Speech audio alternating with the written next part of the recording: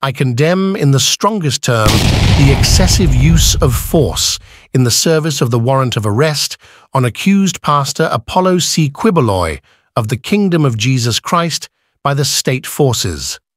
The same vigor, zeal, and passion must be observed by the Marcos administration on all persons accused of having committed a crime, be it friends or foes alike, and not just against a perceived political inconvenience, dissenter, or critic. A citizen's basic rights should neither be trampled upon nor rudiments of fair play be flushed down the toilet to ensure that justice can be served to all without distinction. Magandang araw mga kaibigan. Ito po, si dating Pangulong Duterte at saka si Atty. Vic, hindi napigilan ang sarili. Nagsalita sila sa pagkondina sa pinakabagong pagmamalabis o kapalpakan ng administrasyon.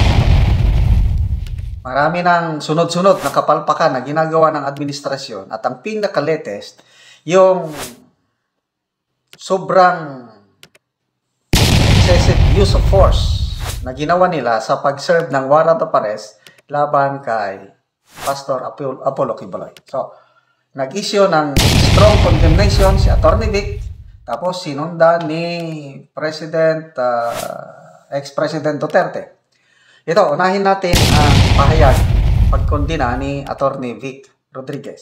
Sabi niya, I condemn in the strongest term the excessive use of force in the service of the warrant of arrest on accused Pastor Apollo C. Quiboloy of the Kingdom of Jesus Christ by the state forces.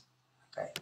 So, dagdag niya, the same vigor, zeal, and passion must be observed by the Marcos administration on all persons accused of having committed a crime, be it friends or foes alike, and not just against a perceived political inconvenience, dissenter, or critic.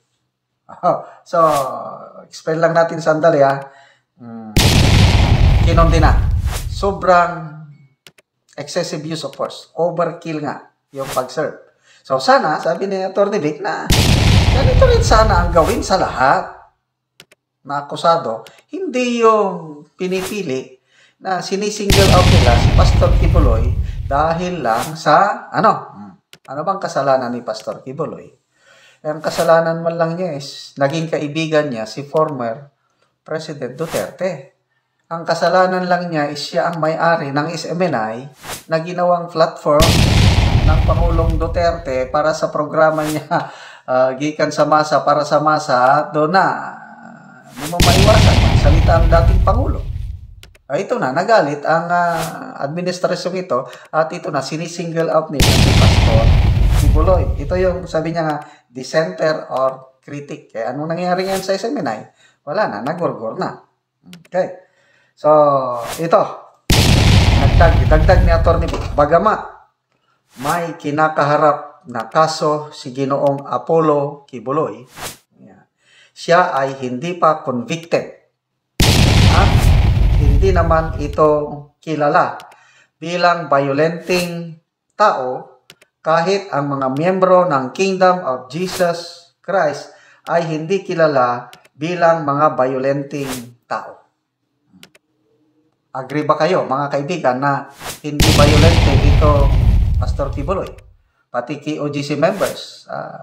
When I mean violente, yung gumagamit ng puwersa, dahas para protektahan ang kanilang mga sarili. Wala naman akong balitaang violent activities ng KOGC, lalo na si Pastor Apollo Quiboloy. Ang alam ko, tumutulong sa mga nangangailangan. Ang alam ko, tumutulong sa gobyerno sa pagsupil sa mga leftist kalaban ng gobyerno. Okay. Isang tao lang, sabi na Atty. Vic, isang tao lang ang hinahanap mo at hindi pa kilala bilang violente, sisilbihan mo ng warrant of arrest with so much number of state forces. Wala kang pwedeng masabi dito kung hindi excessive use of force and hubris. Ego tripping na rin ito. Ano bang ibig niyang sabihin sa ego tripping? Mag-comment kayo. Hindi ko magets. Ego tripping. I think they're just showing everybody na kapag ikaw ay sumalungat sa pamahalaan, ganitong klasing pambabraso ang maaari mong harapin. So, parang pananakot, warning na rin sa sino man na kumukontra sa administrasyong ito. Okay. Puntahan naman natin ang pahayag ni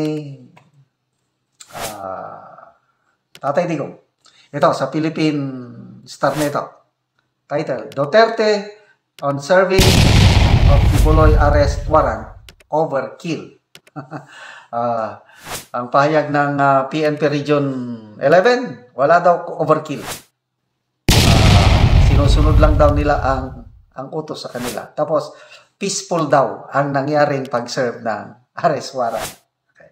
So, ito naman ang statement ni PRR. I strongly condemn the use of excessive and unnecessary force in serving the warrant of arrest for Pastor Apollo C. Kibuloy of the Kingdom of Jesus Christ by police officers who are not even from Davao. Bakit hindi Davao City? Kasi mga ito na yung SAF, 2 batalyon ng SAF. So, dinagdag pa niya, the operation is absolutely unacceptable having occurred in a place of worship and on school premises. Okay? Kasi yung SAF, 3 lugar yung pinasok, puwersahang pagpasok puwersahan, tapos ni-raid nila several properties owned by Kibuloy. So, yung main compound ng KOJC beside Davao City International Airport, nandun yung Jose Maria College and Worship Building. So, pati yung eskwelahan, sinerch nila mga dormitories paghahanap kay Pastor Kibuloy. Pati yung worship building, pinasok nila na wala namang silang search warrant. So, parang lumalabas, hindi nila alam kung saan talaga yung specific house or building na nandun si Pastor Kibuloy. Okay? They also stormed yung Prayer Mountain and Glory Mountain in Barangay Tamayong. Prayer Mountain. Again, it's a place of worship. Tapos yung Q-Sands Baptismal Resort in the island Garden City of Samal. So, una, yung main compound sa Davao City. Nandun yung place of worship. Nandun yung Jose Maria College. Pangalawa, sa Samal, Garden City of Samal. Nandun yung Prayer Mountain and Glory Mountain. And then pangatlo, sa Kitbog Compound in Malungon, Sarangani. 3 lugar, sabay-sabay, ni-raid. Anong resulta? Wala. 0. Hindi nila nakita si Pastor Kibuloy. Okay? So, dagdag pa ni Tatay Digong. Will this overkill be the trademark of this administration when dealing with individuals who are merely accused of committing a crime and have not been proven guilty beyond reasonable doubt? Question mark. Dagdag pa niya, will they exhibit the same lack of self-restraint they have shown towards critics of this administration when dealing with their supporters? So, wala, pananakot talaga. Ito na. Yung ng hashtag na adiktadora, ito na ang sample ng adiktadora. Okay. Dagdag ni Tatay Digong, how can this administration guarantee the preservation of the constitutional rights of our fellow Filipinos when even the most fundamental of these rights are being trampled upon and blatantly violated? Okay, so, ayan. Ngayon, ang kawawa dito, ang mga pulis. Kasi sasampahan ng kaso ng Kingdom of Jesus Christ. Nagsalita na po si Attorney Torion. Naghahanda na sila ng isasampang kaso.